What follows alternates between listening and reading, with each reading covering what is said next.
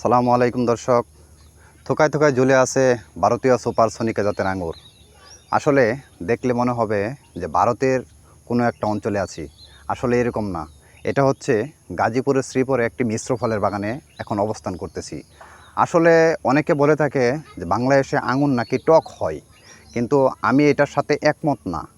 বিভিন্ন জাতের আঙুর আছে মাটি বেঁধে টক হয়, কিন্তু আমরা এখানে যেটা দেখতে পাচ্ছি গাজীপুরের শ্রীপুরে এই প্রথম লাল মাটিতে আঙুর চাষ করা হয়েছে। তে আঙুরের ফলন যেটুকু আশা করা হয়েছে আলহামদুলিল্লাহ তার চাইতে অনেক ভালো ফলন হয়েছে। এখন দেখার বিষয় হচ্ছে মিষ্টতাটা। তবে আমাদের বাগানে অনেক দর্শনার্থী আসে আঙ্গুর দেখার জন্য। তো আমি চেষ্টা করব যে এখান থেকে আসলে এখনও আঙুর পরিপক্ক হয় নাই, তবে চেষ্টা করব একটা আঙুর এখান থেকে তুলে একজন দর্শনার্থীকে দিয়ে টেস্ট করানোর জন্য। তো আপনাদের সামনে এই আঙুরটা এখনও পরিপক্ক হয় নাই, তো চেষ্টা করতেছি যে একজন দর্শনার্থীকে দিয়ে এটা টেস্ট করানোর জন্য। তো এই আঙুরটা খেয়ে বলবেন আসলে এটা টেস্টটা কেমন, এটা কি খাওয়ার উপযোগী কিনা। আঙুরটা মোটামুটি ভালো মিষ্টি হয়েছে, মোটামুটি মিষ্টি লাগতেছে। তবে আমি এইটুকু জানতে চাই যে এটা এখন পর্যন্ত যে টেস্ট হয়েছে তা কি খাওয়ার উপযোগী কিনা। হ্যাঁ, এখনই খাওয়ার উপযোগী হয়ে গেছে তবে মোটামুটি।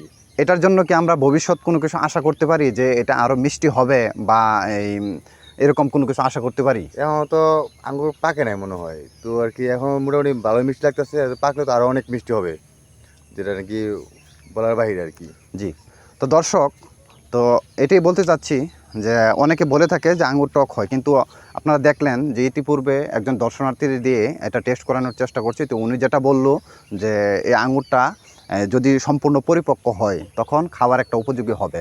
তো আসলে আপনারা জানেন যে আঙুর গাছে ধরার পরে 110 দিন বয়স না হওয়া পর্যন্ত আঙুর গাছে হাত দেওয়া যায় না। আর পরিপক্ক হওয়ার জন্য যদিও আঙুর নরম হয়, নরম হওয়ার পরেও 10 দিন ন্যূনতম গাছে রেখে অপেক্ষা করতে হয়, তারপর এই পরিপূর্ণ স্বাদটা চলে আসে। তো বাজার থেকে যে আমরা আঙুর গুঁড়া কিনে খাই সেটা কিভাবে সংরক্ষণ করা হয়, কিভাবে আমদানি করা হয়, তারপর আমাদের মাঝে কিভাবে বিক্রয় করা হয় তা হয়তো সঠিক আমরা জানি না। হয়তো বিভিন্ন কিছু তারতম্যর কারণে এই সরাসরি গাছ থেকে আঙুর ছিঁড়ে খাই যেটা, সেটার সাথে স্বাদটা একটু ভিন্ন রকম হতে পারে, ওইটা আর একটু বেশি মিষ্টি হতে পারে।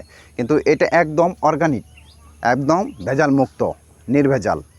তো দর্শক, অনেকে প্রশ্ন থাকতে পারে যে আপনাদের গাছে যে আঙ্গুর ধরেছে আঙ্গুরের গাছের বয়সটা কতদিন। আসলে এই আঙ্গুর গাছের বয়স 1 বছর। তো এই বছরই প্রথম ফলন আসছে। যদিও জানেন যে আঙ্গুর গাছে 8 মাস বয়সে ফলন দেয়, কিন্তু কিছু পরিচর্যার কারণে আমাদের গাছে একটু লেট হয়েছে।